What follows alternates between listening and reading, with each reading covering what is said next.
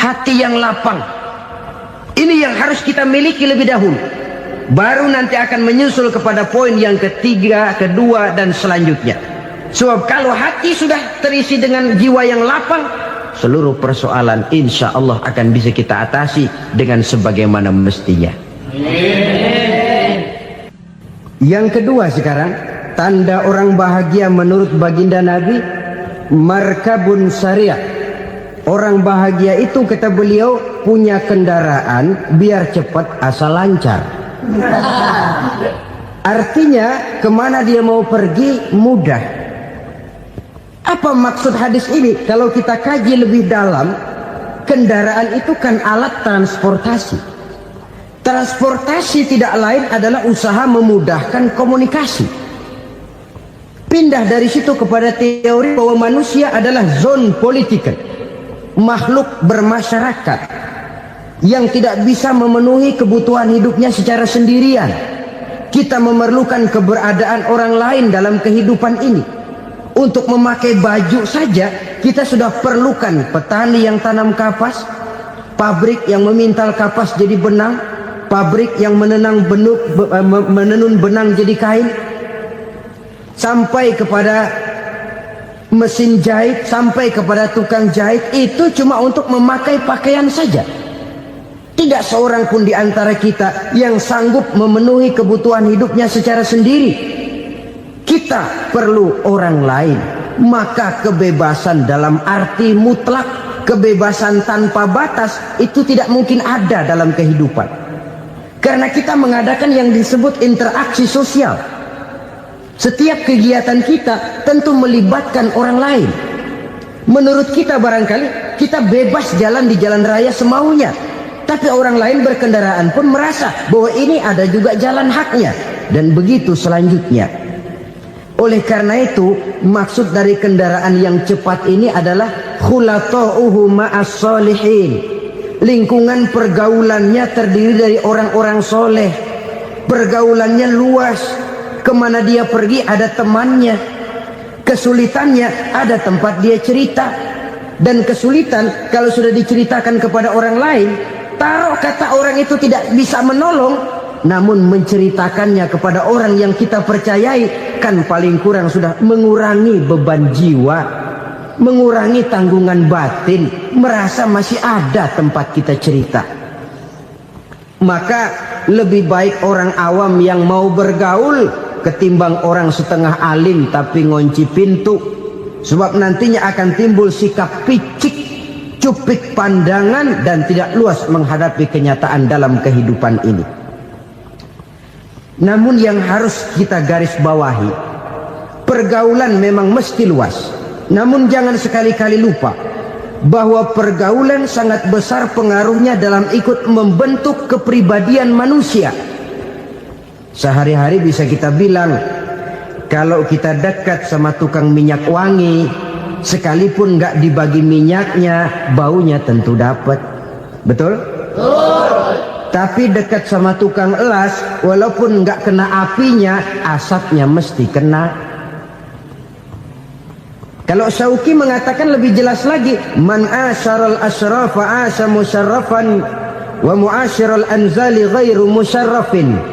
Awalam taral jildal hakira muqabbalan bisagri lamma sara jildal mushaf. Siapa yang bergaul dengan orang mulia, dia bakal ikut menjadi mulia. Tapi siapa yang berteman dengan orang hina, dia tidak bakal ikut menjadi mulia. Tidakkah kau lihat, kata Syauqi, kulit kambing yang hina pun dicium orang ketika menjadi kantong Quran. Kulit kambing hina, kalau dia sendirian gak ada yang mau cium. Tapi begitu dia bergaul dengan Quran, menjadi kantong Quran, dipakein minyak wangi, ditaruh di tempat yang tinggi, mau diambil dicium dulu, dibawa dengan penuh hormat dan hati-hati. Kulit kambing yang hina lantaran berteman dengan Quran, numpang mujur. Tapi coba lihat kalau kulit kambing berteman dengan kayu, jadi beduk, habis. Zohor dikemplang, asar dipukul. Itu pun sedikit saja, cuma salah milih teman. Yang temennya Quran dihormati orang, yang temennya kayu lantaran jadi beduk, gelap-gelap subuh orang udah kemplangin.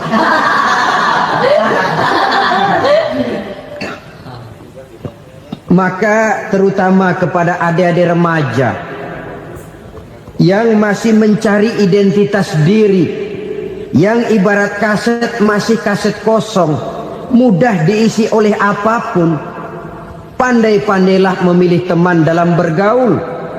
Karena banyak orang yang tadinya baik-baik, ketika terseret dalam pergaulan dengan orang yang tidak baik, kebaikannya menjadi lentur dan luntur. Tapi berapa banyak bajingan-bajingan tengik, orang-orang yang berlumur noda dan dosa, tiap hari melakukan maksiat, namun bergaul dengan orang yang baik-baik, pada akhirnya sedikit demi sedikit beringsut dan berangsur dia terbiasa mengikuti kebaikan-kebaikan. Saya tekankan ini kepada remaja karena mereka masih mencari identitas diri. Apa yang mereka lihat mereka mau, apa yang mereka dengar mereka ingin tahu. Coba lihat kehidupan remaja. Pulang nonton film Rambo, pengen jadi Rambo, gagah, maunya belekai melulu. Pulang nonton film Superman, pengen bisa terbang. Pulang nonton India, nyanyi melulu. Wajar, mereka masih mencari identitas diri. Saya ini sebenarnya siapa? Lingkungan, pergaulan akan membentuk itu. Karena itu pandai-pandailah bergaul, karena ia sangat besar pengaruhnya dalam ikut membentuk kepribadian manusia. Apalagi sifat yang jelek lebih cepat menularnya ketimbang sifat yang baik. Sifat yang baik, watak yang soleh itu lambat sekali untuk menular. Tapi yang tidak baik, kan prosesnya mah kalau remaja biasanya mula-mula dengar. Karena dengar lalu pengen tahu. Karena pengen tahu lalu ngeliatin. Begitu ngeliatin kan pengen nyobain. Setelah nyobain ketagihan. Nah, ini prosesnya. Yang namanya ganja, morfin, narkotik awalnya kan begitu. Mula-mula dengar, katanya kalau sudah fly to the sky, sudah melayang ke langit katanya, disitulah puncak kebahagiaan. Mulanya cuma dengar. Karena dengar pengen tahu. Karena pengen tahu lalu ngeliat, kumpul sama orang yang suka ngeganja. Setelah ngeliat, nah pengen ngerasain. Begitu ngerasain enak juga, ketagihan. Kalau sudah ketagihan jadi penyakit kronis, bisa merembet kepada yang lain. Iya, kalau orang tuanya mampu untuk beli morfin, beli ganja. Kalau tidak kan pikirannya ngayap, jemuran siapa ya gue sambet. Timbullah perbuatan-perbuatan negatif yang bermula dari salah pergaulan. Apalagi buat adik-adik remaja yang tinggal di kota-kota besar, yang pengaruh budaya, pengaruh kesenian, pengaruh struktur kehidupan yang nampak makin individualistis, di mana persaingan tajam, tensi ekonomi tinggi, orang mudah mengalami stres. Pandai-pandailah dalam bergaul, sekali lagi, karena ia sangat besar pengaruhnya dalam ikut membentuk kepribadian manusia. Orang bahagia punya kendaraan yang cepat, artinya punya pergaulan yang luas, dan lingkungan pergaulannya terdiri dari orang-orang yang soleh. Kemana dia pergi ada teman, kesulitannya ada tempat dia cerita. Tapi kalau sudah menyendiri, hidup sendiri, kesulitan dipikiri sendiri, bisa mati belum waktunya. Tidak ada tempat berbagi rasa, tidak ada tempat bercerita, tidak ada tempat mengurangi beban dalam kehidupan. Pantas betul kalau Islam sangat menggalakkan dan menganjurkan orang kalau sudah sampai waktunya itu untuk melangsungkan nikah. Kata Nabi, ya ma'syaras syabab man istata'a minkumul ba'at falyatazawwaj. Hai para pemuda, kalau sudah mampu memberi nafkah, kawinlah, nikahlah kamu. Kenapa? Sudah ada teman hidup, tempat berbagi rasa. Kesulitan kalau ada tempat cerita akan lebih ringan ketimbang kita telan sendiri, walaupun bobot kesulitannya sama beratnya. Saudara-saudara kaum muslimin rahimakumullah, inilah ciri yang kedua, punya kendaraan biar cepat asal lancar. Kemana kita mau pergi gampang. Dengan kata lain, setelah hati yang luas, pergaulan yang luas. Dua. Yang ketiga sekarang, tanda orang bahagia itu menurut Nabi, misbahun mudhi'un, punya lampu yang terang. Oh, itu enggak problem. Sekarang sudah zamannya listrik masuk desa, Pak. Lampu sudah terang semua. Betul, kalau itu yang dimaksud. Tapi tidak cuma itu. Karena lampu yang dimaksud di sini, lampu yang akan menerangi seluruh perjalanan hidup. Dan perjalanan hidup itu sudah dimulai sejak kita terlahir ke alam ini, sampai masuk ke alam barzakh, kumpul di padang mahsyar, sampai ke akhirat. Lampu yang menerangi itu yang diperlukan. Kalau lampu, katakanlah yang paling top sekarang kan lampu jenis Mercury. Taruhlah itu di rumah kita, dia cuma menerangi rumah kita. Menerangi hati pun tidak sanggup. Bila kita masuk ke alam barzakh, alam kubur, sanggupkah si Mercury yang begitu terang menerangi alam barzakh kita? Tidak sanggup lagi. Sanggupkah lampu yang ratusan watt, bahkan puluhan ribu watt menerangi kehidupan di padang mahsyar? Tidak akan sanggup lagi. Kalau demikian, yang dimaksud lampu yang terang di sini apa? Tidak lain amal soleh, kebajikan yang kita lakukan dalam hidup. Itu yang akan jadi lampu penerang. Di dunia nama kita akan terang. Jasad kita boleh hancur terkubur tanah, tapi nama kita akan dikenang orang. Begitulah kalau orang meninggalkan kebajikan dalam hidup seperti sekarang. Ribuan orang tiap saat berziarah ke kubur Imam Syafi'i, ke kubur Imam Malik, ke kubur Imam Ghazali, ke kubur orang yang baik-baik, orang yang soleh-soleh. Kebajikannya yang ditinggalkan, yang mengukir namanya dengan tinta emas. Sehingga saudara sudah terbaring di alam kubur, orang lewat, Allah, ini kuburannya Fulan bin Fulan, dulu ini kebaikannya Masya Allah, saya ikut merasakan. Mari kita mampir sebentar, kita Fatihah. Mohon disampaikan Allah pahalanya kepada almarhum. Al-Fatihah. Itu kalau orang baik-baik. Lalu saudara tanya, Pak, orang mati dikirimin Fatihah apa nyampe pahalanya? Saya jawab, kalau saudara nggak percaya, mati dulu dah. Nanti saya Fatihain, tungguin di sana. Umpama nggak sampai, balik lagi kemari. Sekarang ini kan maunya otak-otakan saja. Kalau nggak masuk otak, nggak percaya. Padahal alam gaib itu nggak bisa diotak-otakin. Sama saja dengan saudara pernah dengar cerita kapal Tampo Mas tenggelam, tak? Pernah nggak? Di mana? Ya, di laut Masalembo. Begitu ke Tampo Mas tenggelam, ratusan penumpang itu terjun ke laut, dipermainkan gelombang, berjuang menghadapi maut itu. Orang lagi timbul tenggelam di lautan, dihantam ombak, kita tengokin pakai helikopter. Pak, lagi timbul tenggelam ya? Iya, tolongin. Jangan khawatir Pak, nih saya kirim intan Pak, harganya 10 juta. Kira-kira orang yang timbul tenggelam di laut seneng nggak? Ya. Kan mahal toh intan 10 juta. Kenapa dia nggak senang? Karena intan 10 juta dalam kondisi seperti itu tidak sanggup menyelamatkan dia. Dia akan girang kalau dikirimin ban mobil bekas, dikirimin papan terentang atau bambu. Intan yang 10 juta dia nggak girang. Ban mobil bekas yang 1000 perak, tuh pegang, itu yang dia girang betul. Inilah sebabnya Nabi berkata, mal mayyitu fi qabrihi illa kal ghariqil mutaghawwis. Orang yang meninggal di alam kuburnya seperti orang timbul tenggelam di lautan. Yantaziru da'watan min ahli, menunggu doa dari keluarganya yang masih hidup. Duh, bapak saya sudah meninggal, saya sayang benar sama dia.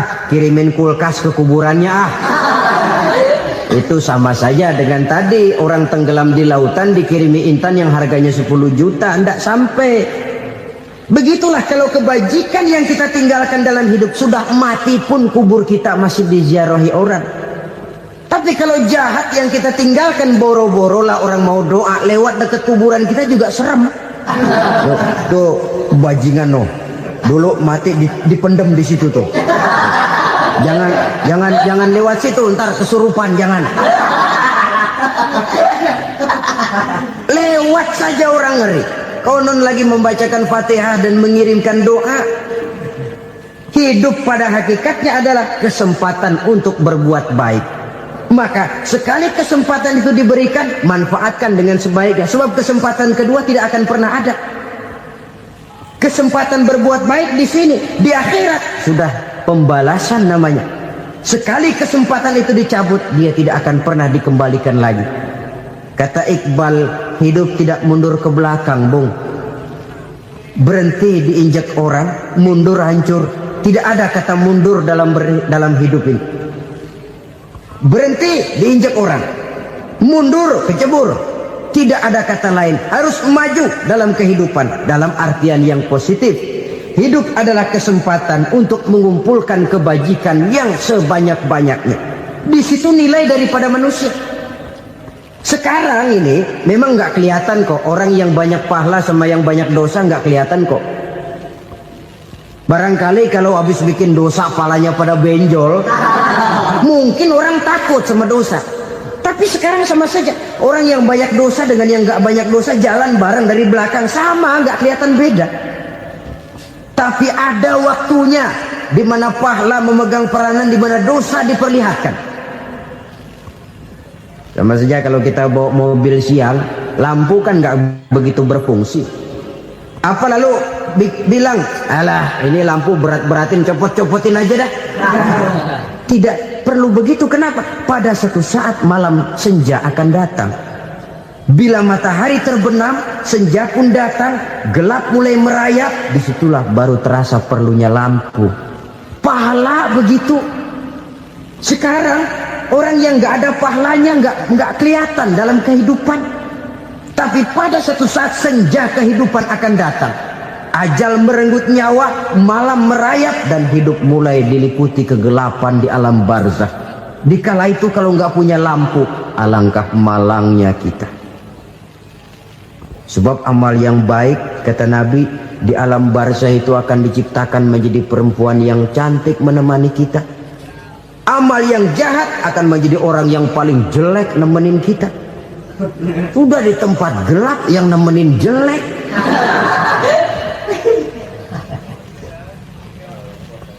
Kaum muslimin rahimakumullah. Kalau demikian masalahnya, tergantunglah kita pandai memanfaatkan waktu. Al-waktu kasayf. Waktu itu cepat sekali. Yang namanya waktu itu tahu-tahu. Tahu-tahu. Udah tahun 87. Tahu-tahu. Udah begitu. Tahu-tahu. Yang kemarin anak-anak, sekarang udah pada punya anak. Tahu-tahu saja itu. Begitu cepat waktu berlalu. Kalau tidaklah pandai kita memanfaatkannya, akan rugi kita. Nabi bersabda, "Man kana yaumuhu khairun min amsihi fahuwa rabih." Barang siapa yang hari ini lebih baik daripada hari kemarin, itu orang untung. Hari ini lebih baik daripada kemarin. Bulan ini lebih baik dari bulan kemarin. Tahun ini lebih baik dari tahun kemarin. Itu orang yang beruntung. Tahun kemarin sembahyangnya maghrib doang, sekarang udah tambah isya. Tahun kemarin cuman Idul Fitri aja ngancem bener, sekarang udah tambah Jumat, lalu tambah lagi maghrib, tambah lagi isya, dan selanjutnya. Hari ini lebih baik daripada kemarin, itu orang yang beruntung. Wa man kana yaumuhu mislu amsihi fahuwa khasir. Lalu barang siapa yang hari ini sama saja dengan hari kemarin, itu orang rugi. Hari ini sama dengan kemarin, rugi itu. Bulan ini begitu, bulan kemarin begitu, tahun ini begitu, tahun lalu juga begitu. Rugi itu orang. Rugi apa? Rugi umur. Umur tambah, amalan gak pernah tambah. Dan saya pikir lebih merupakan azab ketimbang nikmat kalau orang dikasih panjang umur cuma untuk numpuk dosa. Mending mana? Panjang umur banyak dosa sama pendek umur dikit dosa? Mending mana? Mending mana? Ya, paling mending tentu panjang umur banyak pahala. Tapi kalau tidak, sekali lagi Asik.